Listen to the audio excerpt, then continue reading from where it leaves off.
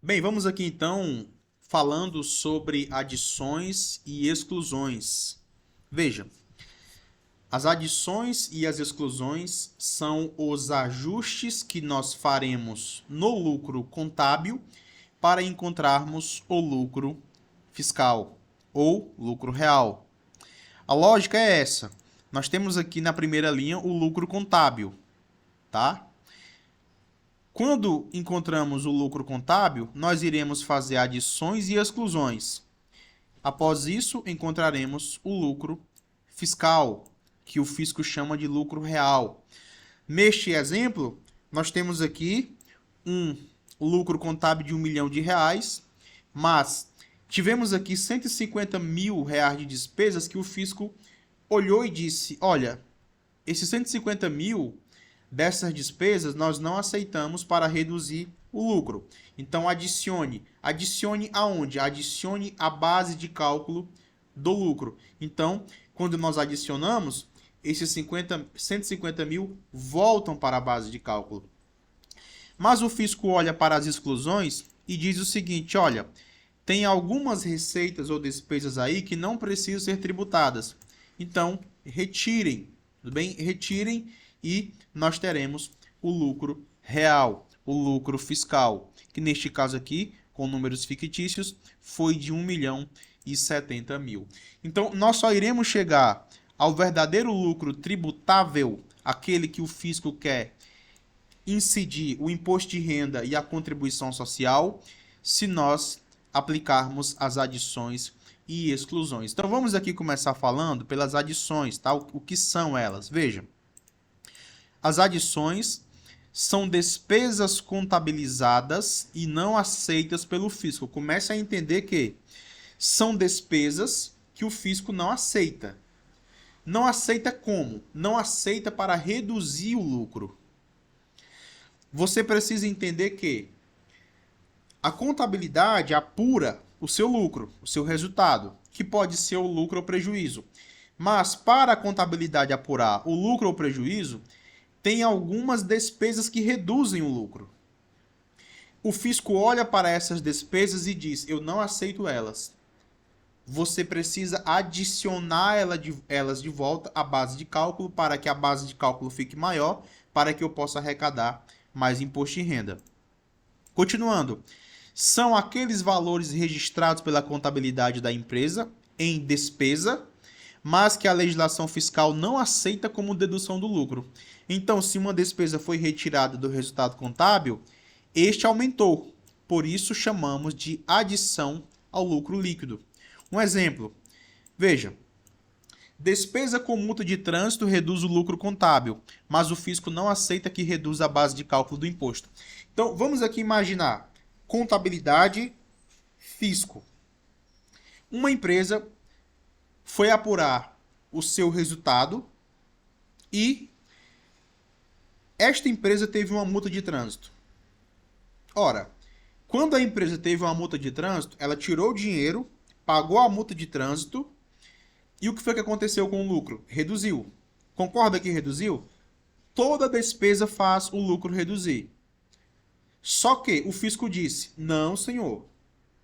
Para fins contábeis, eu aceito que esta despesa com multa de trânsito reduza o lucro contábil, mas eu não vou aceitar que ela reduza o lucro tributável, o lucro fiscal, o lucro real. Então, esta despesa tem que voltar para a base de cálculo e o lucro vai aumentar um pouco mais para fins fiscais e ele será tributado, né, com aquela multa, com o valor daquela multa. Né? Continuando. Eu falei de adições enquanto despesas, só que existem também adições enquanto receitas, tá? São receitas exigidas pelo fisco e não contabilizadas em receita, tá? Essa situação acontece quando a empresa não registra determinado valor em receita na contabilidade, mas o fisco exige seu reconhecimento para fins fiscais.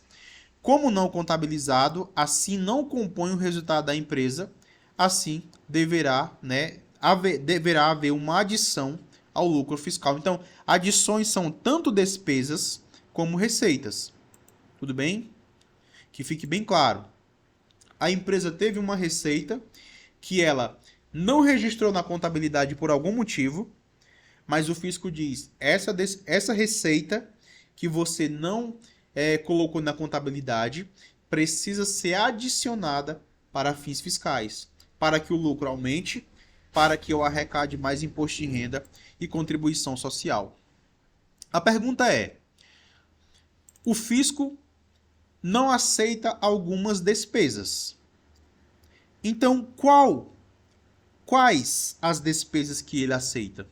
Ora, o artigo 311 do Regulamento do Imposto de Renda diz o seguinte: considera como despesas operacionais aquelas necessárias à atividade e à manutenção da respectiva fonte produtora. Ou seja, o fisco aceita como dedutível do imposto de renda as despesas que realmente são necessárias, sem elas, não existiria a atividade empresarial. Por exemplo, uma despesa com multa de trânsito não é necessária para a atividade empresarial.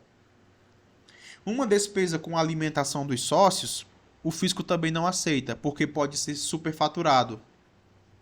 Uma despesa com brindes, o fisco também não aceita, porque também pode ser superfaturado. Tudo bem? Uma despesa com hospedagens dos sócios, dos diretores, o fisco não aceita, porque também pode ser superfaturado. Pode ser que o diretor fique num hotel de R$1.000 a diária e eles consigam uma nota fiscal adulterada de R$10.000 a diária. Resultado, o lucro vai ser reduzido em R$10.000 e o fisco vai arrecadar menos imposto de renda. Tudo bem? São 4 regras para essa despesa ser dedutível. O primeiro é ser necessário à atividade da empresa. Segundo, tem que ser comprovada documentalmente e escriturada na contabilidade. Terceiro, respeitar o princípio da competência. Ou seja, se eu estou apurando o resultado deste trimestre, essa despesa tem que ser nesse trimestre. Tudo bem? Trimestre 1, trimestre 2, trimestre 3, trimestre 4. Quarto requisito, não ser computado no custo de aquisição. Ou seja, aquilo que está lá no ativo não reduz o lucro. Tudo bem? Alguns exemplos de despesas. Quebras e perdas. Uma empresa tem um estoque grande e acabou acontecendo quebras e perdas. O fisco aceita que essas quebras e perdas sejam dedutíveis. Está aqui a base legal. Tudo bem? Desde que exista uma comprovação através de laudo técnico ou certificado da vigilância sanitária ou, se segurança, outras autoridades competentes nos casos específicos, tá?